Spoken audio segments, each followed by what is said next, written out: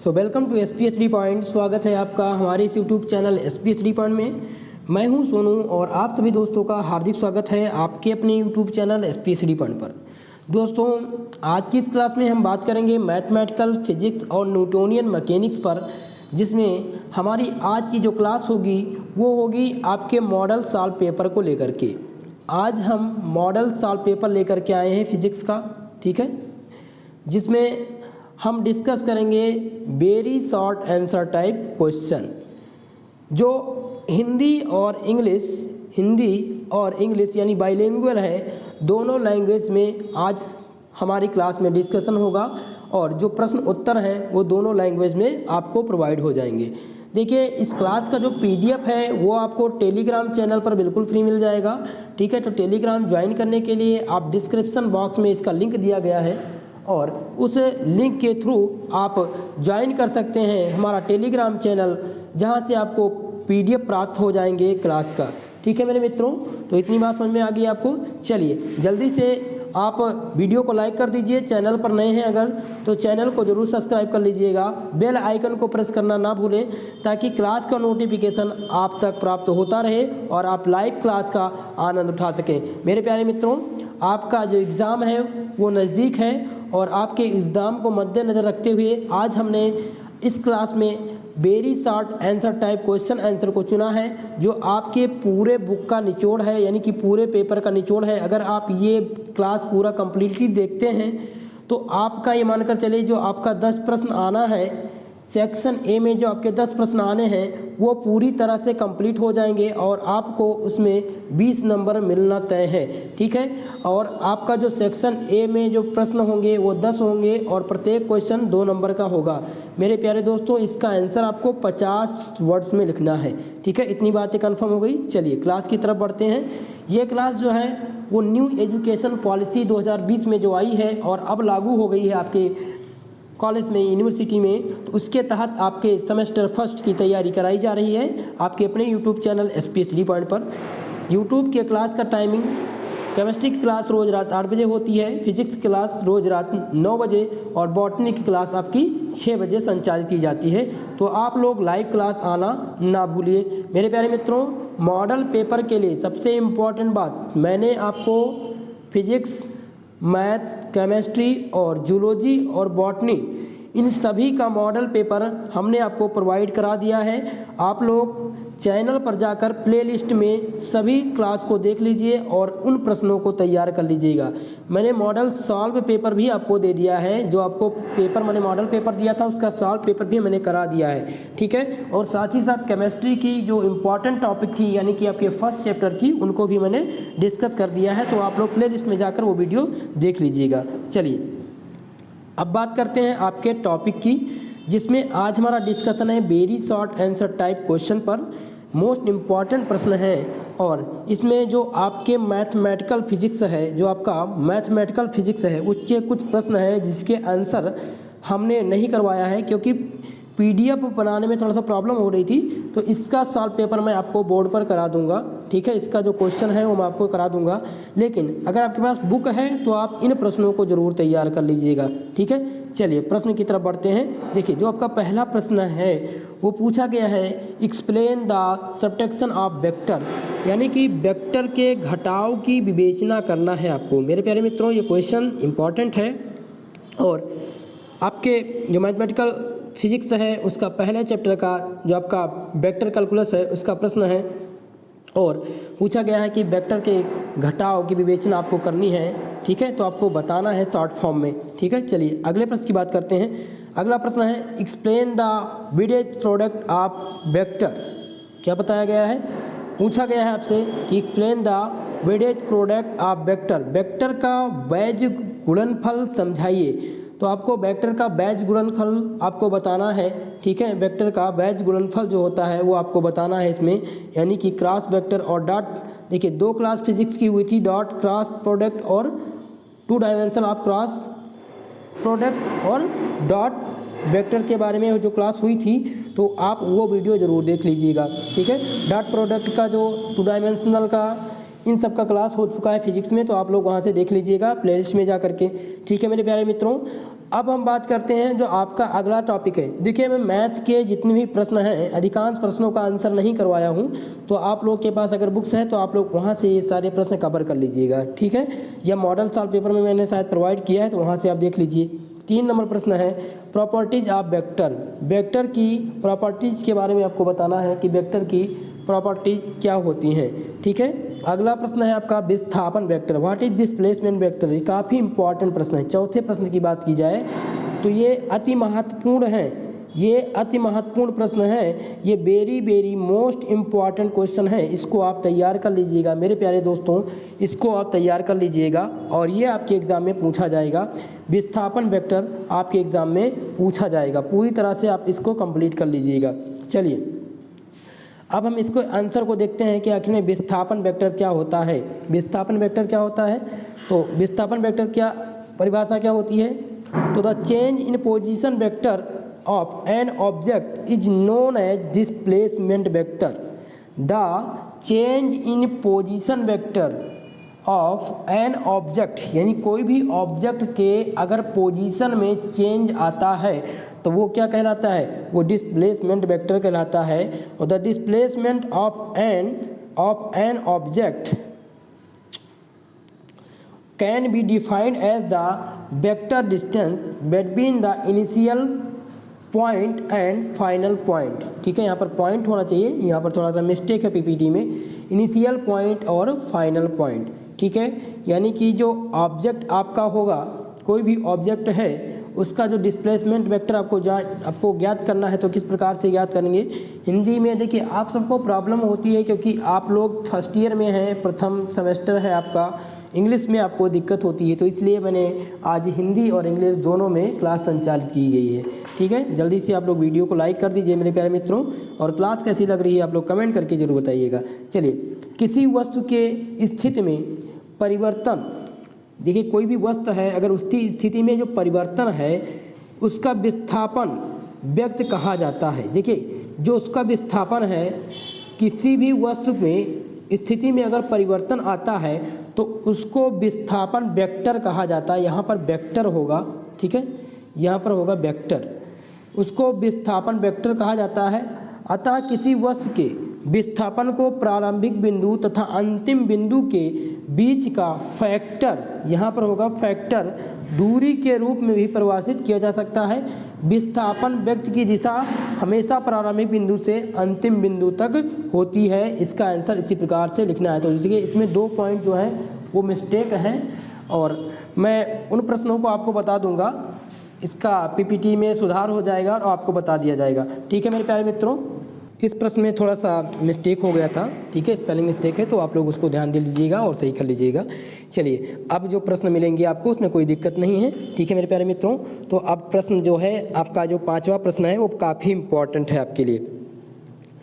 बात करें 5वें प्रश्न की, उसमें पूछा गया है what is the Laplacian operator. Laplacian operator क्या है, ये बहुत ही महत्वपूर्ण प्रश्न है मेरे प्यारे दोस्तों, इसको आप कंप्लीट कर लीजिएगा। ये वेरी मोस्ट इंपॉर्टेंट प्रश्न है। प्रश्न नंबर 5 आप कंप्लीट कर लीजिएगा, ये आपसे पूछा जाने वाला है आपके आगामी एग्जाम में लैप्लासियन ऑपरेटर के बारे में, ठीक है मेरे प्यारे मित्रों। चलिए क्वेश्चन नंबर 6 सॉल्व करते हैं। 6 नंबर प्रश्न पूछा गया है prove the Gauss theorem of divergence.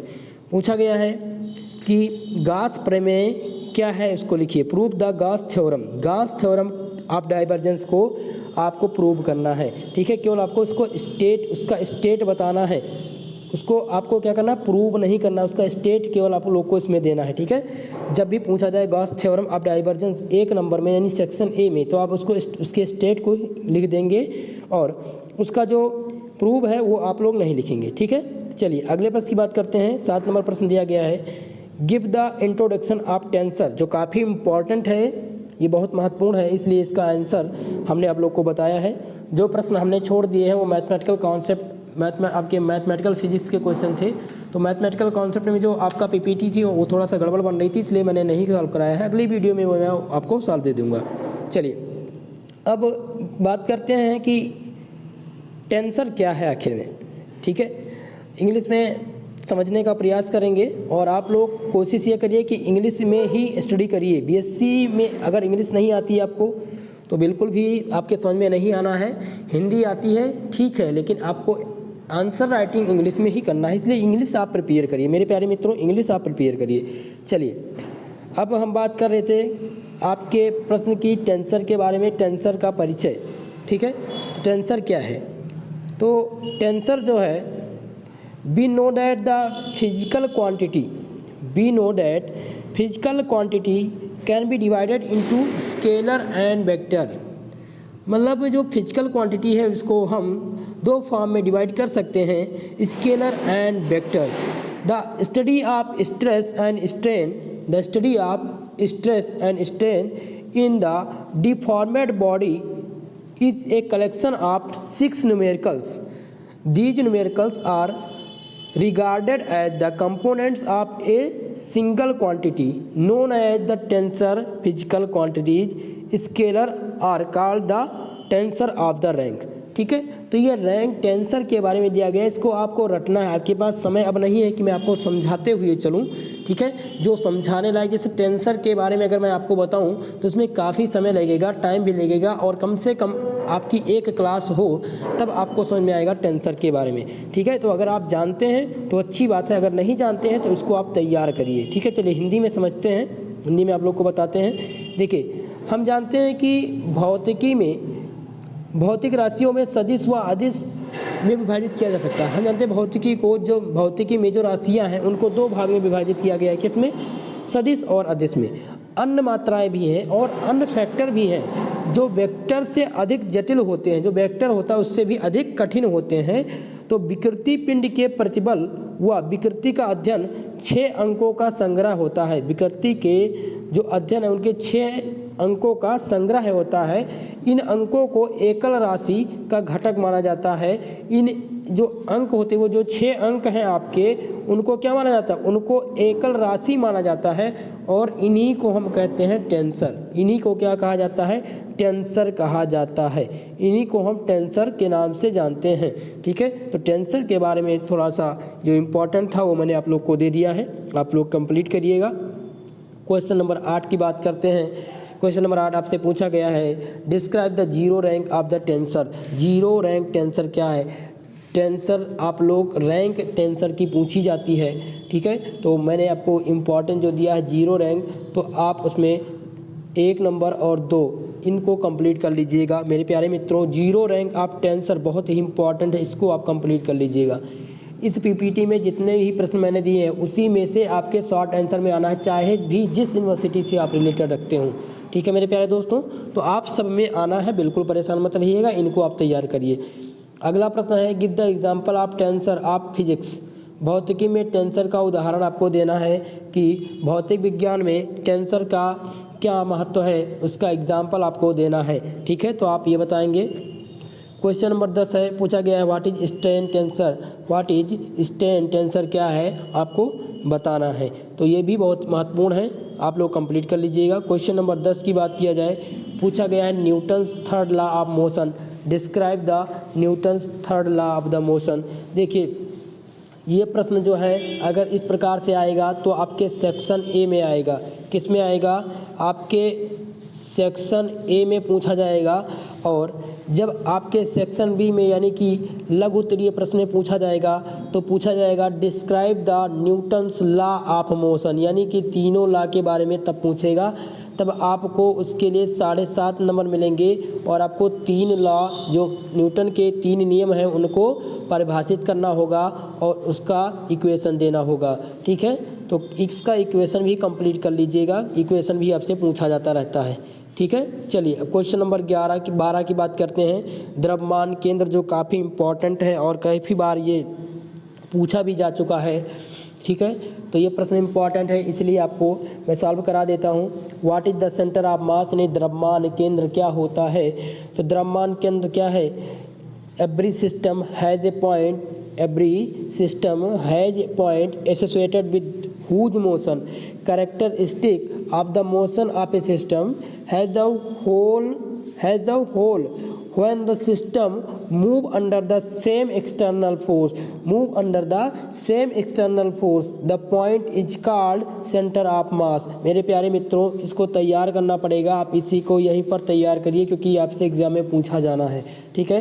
तो इसमें आपको ध्यान क्या देना है कि लिखना क्या है कि every system has a point, यानी प्रत्येक निकाय में एक ऐसा सिस्टम होता है, एक ऐसा बिंदु होता है जो एसोसिएटेड होता है किससे, motion of characteristic of motion of A system whose when a system move under the same external force, यानी कि जो आपके उसी तरह से जो एक्सटर्नल फोर्स लग रही है, यानी बाह्य बल लग रहा है उस पर, और उस पॉइंट को हम कहते हैं सेंटर ऑफ मास। ये फिगर के द्वारा आपको समझ में आ जाएगा, लेकिन आपको लिखना जब है तो आपको फिगर नहीं बनाना है, आपको इस तरह से लर्न ही करना है मेरे प्यारे मित्रों। अब हिंदी में समझते हैं कि आखिर में क्या होता है। तो प्रत्येक भौतिक निकाय में एक ऐसा बिंदु होता है जिसकी गति संपूर्ण निकाय की गति को भी अभिलक्षित करती है। जब कोई निकाय किसी के अंतर्गत कार्य करता है तथा उस बिंदु से ठीक उसी पर गति करता है जिस प्रकार अकेला उस बल के अंतर्गत करता है, तो इस बिंदु के निकाय को हम द्रव्यमान केंद्र कहते हैं।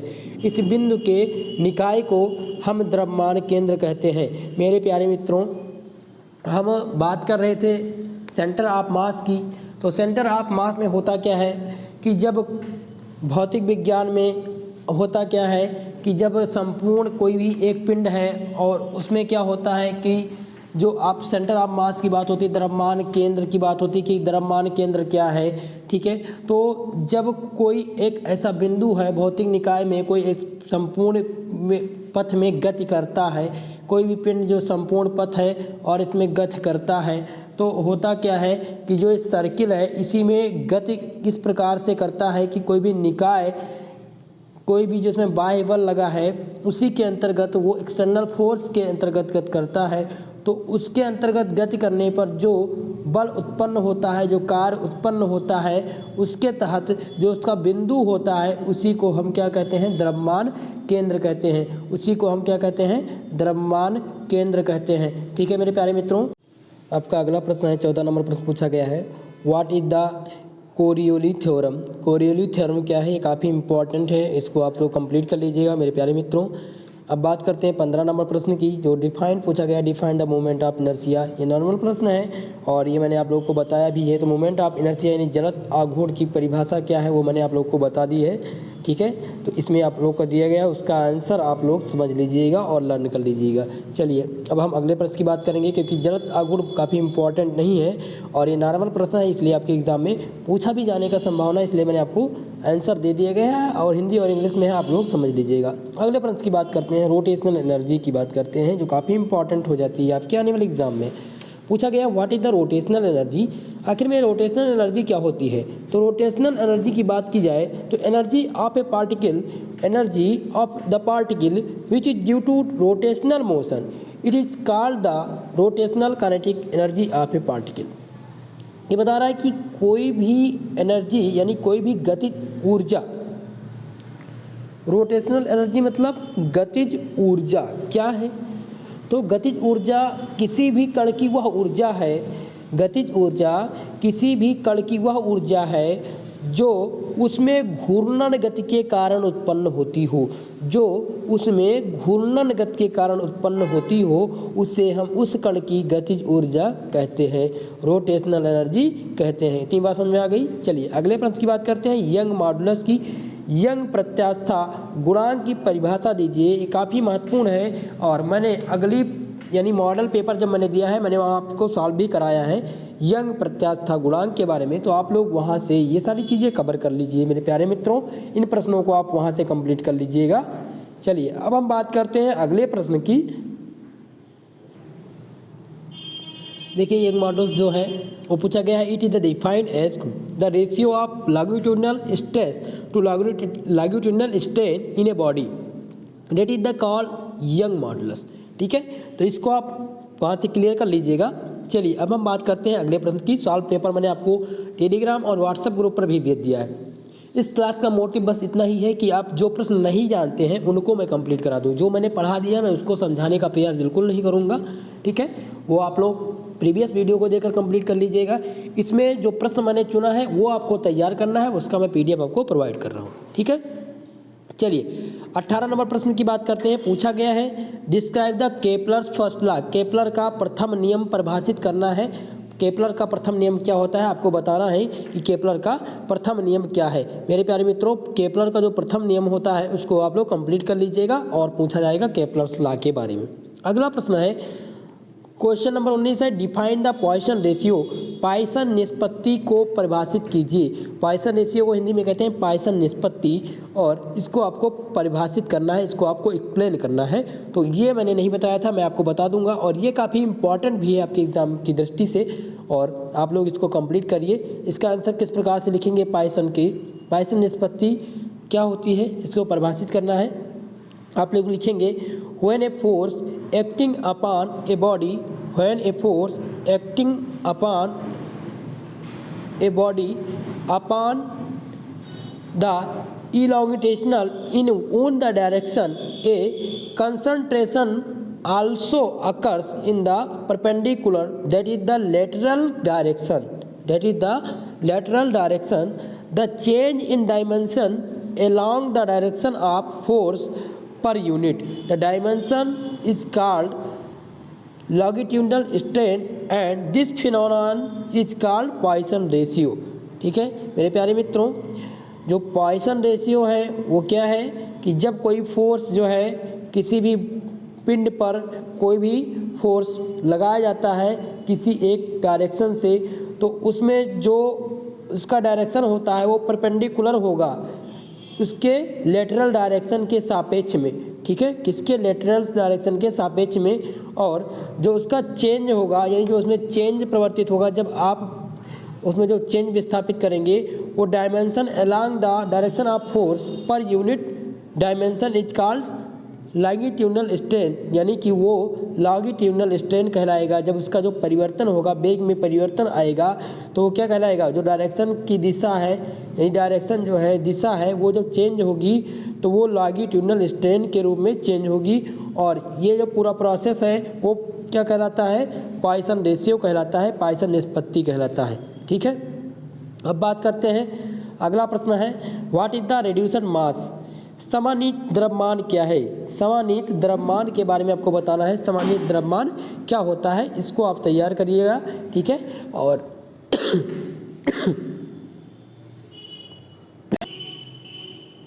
अगले प्रश्न की बात करते हैं। पूछा गया है what are the geostationary satellites, भूस्थितिक उपग्रह क्या होते हैं। काफ़ी इंपॉर्टेंट है मेरे प्यारे मित्रों। दोस्तों चैनल को जरूर सब्सक्राइब कर लीजिएगा ताकि मैं इतनी मेहनत से आप लोग के लिए क्लास लेके आ रहा हूँ। स्वास्थ्य मेरा सही नहीं है, फिर भी मैं आप लोगों के लिए प्रयास कर रहा हूँ कि आपका एग्ज़ाम है और आप लोग अच्छे से मेहनत कर सकें और आपका पेपर अच्छे से हो, आपका नंबर अच्छा से आए, आपका भविष्य उज्जवल हो, इसकी कामना करते हैं। आप लोग चैनल को जरूर सब्सक्राइब करिएगा और दोस्तों में शेयर जरूर करिएगा। मेरे प्यारे मित्रों 21 नंबर प्रश्न काफ़ी इंपॉर्टेंट है और मैंने इसका आंसर भी आप लोग को दे दिया है। 21 नंबर प्रश्न है what are the geostationary satellites, यानी कि भूस्थितिक उपग्रह क्या होते हैं। आपको बताना है कि भूस्थितिक उपग्रह क्या होते हैं। तो आंसर आप लोग करेंगे कि satellite that remains stationary relative to the earth are called the geostationary satellite. Period of the revolution of the earth about its axis is 24 hours as the satellite remains in a fixed position over the earth. They also have period of revolution as 24 hours. There are also called communication satellites, यानी कि इसे हम communication satellite के नाम से भी जानते हैं। और जो NSAT is the Indian Jio stationery satellite, Jio stationery यानी भूस्थितिक जो सैटेलाइट है INSAT जो भारत का है। ठीक है, अब हिंदी में समझ लेते हैं कि आखिर में सैटेलाइट क्या होती है, जियो यानी भूस्थितिक उपग्रह क्या होते हैं। देखिए वह उपग्रह जो पृथ्वी के सापेक्ष विरामावस्था में रहते हैं। अगर बात किया जाए भूस्थितिक उपग्रह की, तो वह उपग्रह जो पृथ्वी के सापेक्ष विरामावस्था में रहते हैं भूस्थितिक उपग्रह कहलाते हैं। अपनी अक्ष के परितः पृथ्वी का परिक्रमण काल कितने घंटे का होता है, 24 घंटे का होता है। जैसा कि यह उपग्रह जो है पृथ्वी के ऊपर एक निश्चित स्थान पर रहता है, एक निश्चित स्थान पर रहता है और इसका जो परिक्रमण काल होता है, जो इसका परिक्रमण काल होता है वो कितने घंटे का होता है? 24 घंटे का होता है। इसे हम संचार उपग्रह भी कहते हैं, इसे हम कम्युनिकेशन सैटेलाइट भी कहते हैं।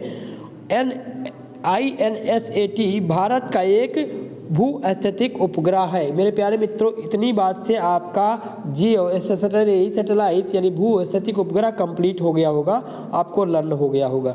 ठीक है, मोटी मोटी बात आप ध्यान रखेंगे कि वह उपग्रह जो पृथ्वी के सापेक्ष विरामावस्था में रहते हैं और उन्हें हम कहते हैं भू-स्थैतिक उपग्रह।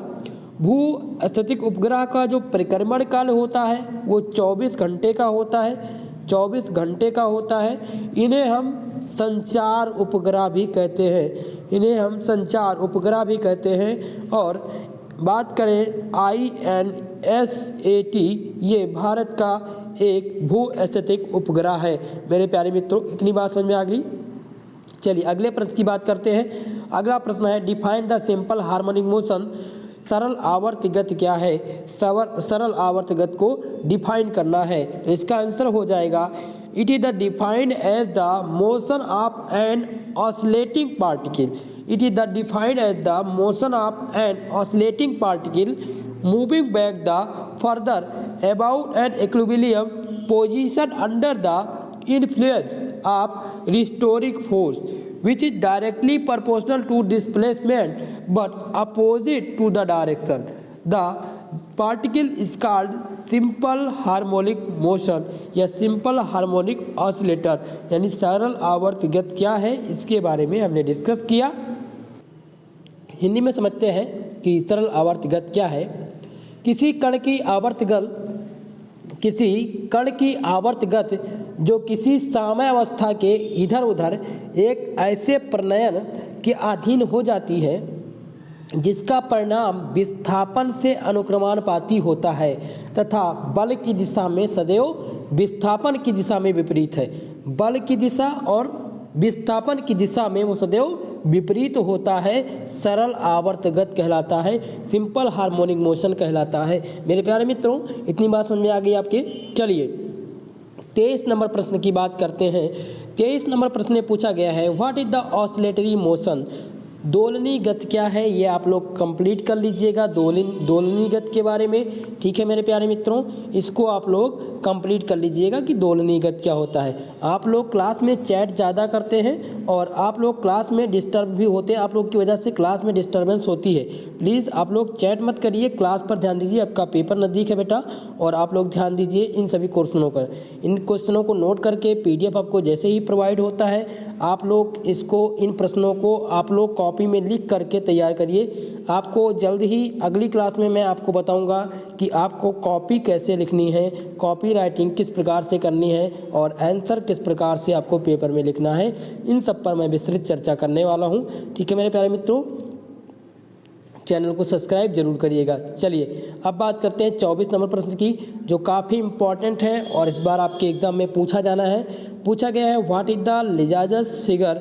लिसाजस आकृति क्या है? लिसाजस आकृति क्या है आपको बताना है। तो लिसाजस आकृति क्या होती है? When A particle is acted upon the simultaneously by simple harmonic motion at the right angle to each other, the resultant path traced out by particle is a curve. These curves are called Lissajous figures. These curves are called Lissajous figure। ठीक है मेरे प्यारे मित्रों, हिंदी में समझ लेते हैं क्या होता है लिसाजस आकृति। तो लिसाजस आकृति क्या है?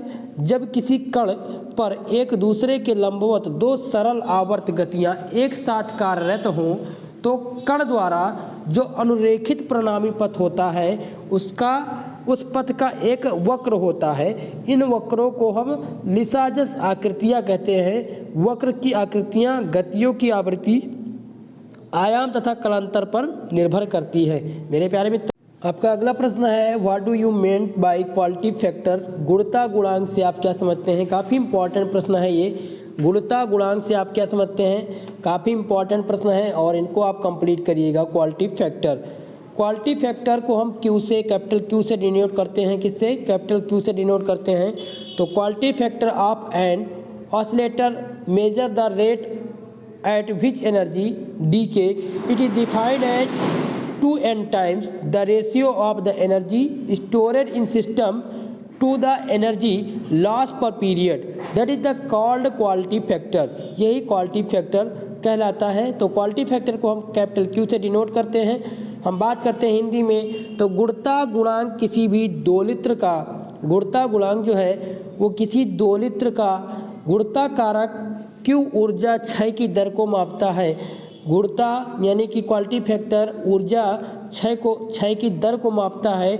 यह निकाय में संचित ऊर्जा तथा प्रति आवर्त क्षय ऊर्जा के अनुपात का दोगुना होता है, अर्थात Q इक्वल टू 2 पाई होता है। क्या होता है? Q इक्वल टू 2 पाई होता है। इतनी बात आपको नोट करनी है, इतनी बात ही शॉर्ट आंसर में लिखनी है आपको। ठीक है, चलिए बात करते हैं 27 नंबर प्रश्न की। पूछा गया what are types of wave motion, what are the types of wave motion, गति कितने प्रकार की होती है। तो गति जो है वो there are 2 types of wave motion.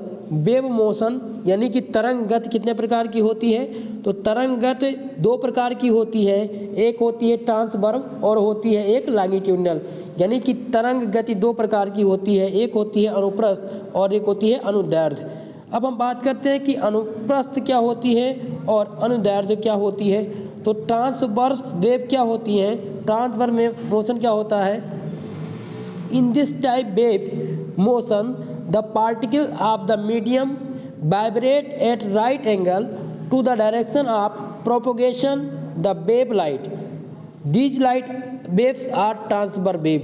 यानी कि अनुप्रस्थ गति इस प्रकार की तरंग गति में किसी माध्यम के कण तरंग में संचरण की दिशा के लंबवत कंपन करती है, और इस प्रकार की जो गति होती है उन्हें हम प्रकाश तरंगे या अनुप्रस्थ तरंगे के नाम से जानते हैं। ठीक है, अब हम देखते हैं लॉन्गिट्यूडिनल वेव क्या होता है।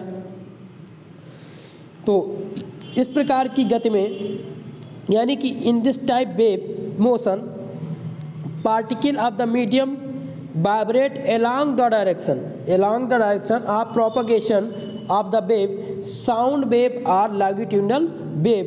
यानी कि अंतरस्थ तरंग की बात की जाए तो अनुदैर्ध्य जो तरंग होती हैं वो इस प्रकार की तरंगें होती हैं जिनके माध्यम में अगर कोई कण तरंग की दिशा में संचरण कर रहा है तो वो उसके अनुदिश कंपन करेगा, उनके अनुदिश कंपन करेगा। ध्वनि तरंग या अनुदैर्ध्य तरंग कहलाता है। मेरे प्यारे मित्रों, इतनी बात आप लोग ध्यान रखेंगे। अब हम सॉल्व करते हैं 28 नंबर प्रश्न।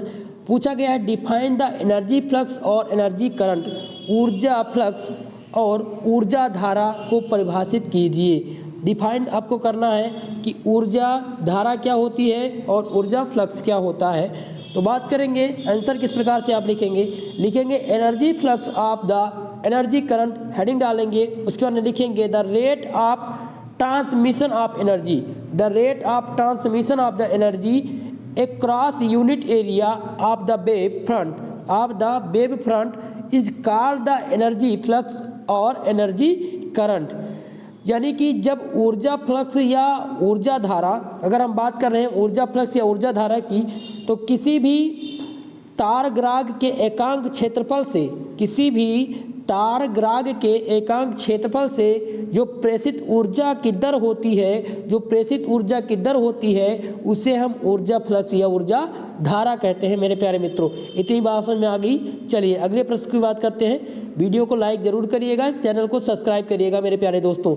29 नंबर प्रश्न की बात करते हैं। ये काफ़ी इंपॉर्टेंट प्रश्न है। पूछा गया है अप्रगामी तरंग क्या है, what is the stationary wave. अब आंसर करेंगे आप लोग कि स्टेशनरी वेव क्या होती है। तो हेडिंग डालेंगे स्टेशनरी वेव और लिखेंगे व्हेन टू प्रोग्रेसिव वेव और some frequency, when two progressive wave of some frequency and some amplitude travel in bonded medium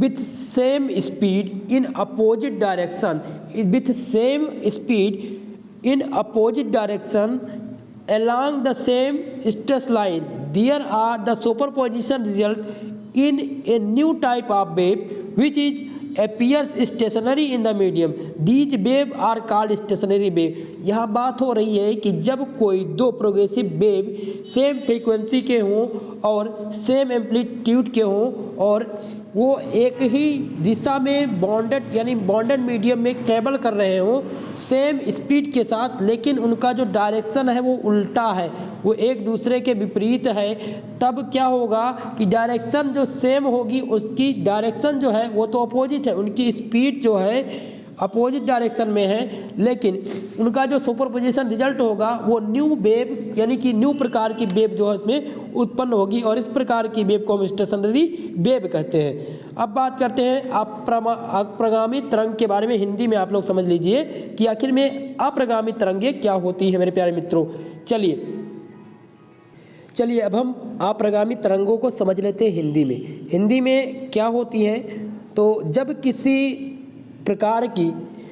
भी प्रकार के समान दो अप्रगामी तरंग किसी भी बद्ध माध्यम में किसी बंद माध्यम में समान वेग से हों परंतु विपरीत दिशा में चलती हैं, परंतु उनकी जो दिशा होती है वो विपरीत होती है, तो उनके जो अध्यारोपण में एक नई प्रकार की तरंग उत्पन्न हो जाती है जो कि किसी भी दशा में बढ़ती हुई प्रतीत नहीं होती, वो उसी पर रुकी हुई होती है। तो इस प्रकार की तरंग को हम क्या कहते हैं, अप्रगामी तरंग कहते हैं। ये तरंगे अनुप्रस्थ या अनुदैर्ध्य दोनों प्रकार की तरंग को उत्पन्न किया जा सकता है। इस प्रकार की तरंग से हम दोनों प्रकार की तरंग उत्पन्न कर सकते हैं, अनुप्रस्थ और अनुदैर्ध्य। ठीक है, इतनी बात समझ में आ गई। चलिए अगले प्रश्न की बात करते हैं मेरे प्यारे मित्रों। 30 नंबर प्रश्न है, पूछा गया है एक्सप्लेन द ग्रुप वेलोसिटी। आज के क्वेश्चन सीरीज में हमने कुल मिला के 31 प्रश्नों को चुना था और ये 31 प्रश्न काफ़ी इम्पॉर्टेंट हैं। अगर आप इन प्रश्नों को तैयार कर लेते हैं तो आप में जो सेक्शन ए में जो प्रश्न आने हैं और इनमें अधिकांश प्रश्न आपको सेक्शन बी में भी मिल सकते हैं, लेकिन इतने प्रश्न अगर कंप्लीट हो जाते हैं तो आपका सेक्शन ए कंप्लीट हो जाएगा, प्रश्न इससे अलग नहीं आने हैं। ठीक है, जितने भी प्रश्न थे शॉर्ट आंसर के वो मैंने पूरे आपके पेपर का निचोड़ दे दिया है, इसी में से प्रश्न आने हैं, बस इनको आप तैयार करिए। बात करते हैं 30 नंबर प्रश्न की, एक्सप्लेन द ग्रुप वेलोसिटी। पूछा गया है कि ग्रुप वेलोसिटी क्या होती है, समूह वेग क्या है, तो आप आंसर करेंगे the velocity of the modulated envelope in closing the group of short wave is known as group velocity, it is denoted by BG. इसे हम बीजी से डिनोट करते हैं। देखिए, कई प्रकार की तरंगों से मिलकर बना मॉड्यूलित आवरण जिस वेग से चलता है, देखिए कई प्रकार की तरंग से मिलकर बना एक मॉड्यूलित आवरण जिस वेग से चलता है उसे हम समूह वेग कहते हैं तथा इसे हम बीजी से निरूपित करते हैं, यानी इसे हम बीजी से निरूपित करते हैं। ठीक है, it is denoted by capital BG. ठीक है, इतनी बात ध्यान रखेंगे। चलिए अब अगला जो प्रश्न है आपका एक्सप्लेन हुक्स लॉ, आपका लास्ट प्रश्न है जिसमें बताया गया है कि एक्सप्लेन हुक्स लॉ क्या होता है, इसको आप बताना है, इसको आप तैयार करिएगा मेरे प्यारे मित्रों। देखिए, आज की इस क्लास में हमने 31 प्रश्नों को चुना था और इन्हीं से आपके सेक्शन ए में प्रश्न आने हैं, तो आप लोग इनको कंप्लीट करिएगा। अब हम बात कर लेते हैं। देखिए, जो आपको प्रोवाइड हो चुका है फिजिक्स की अगर हम बात करें तो आपको मॉडल पेपर भी मैंने दे दिया है, फिजिक्स का मॉडल पेपर दे दिया है।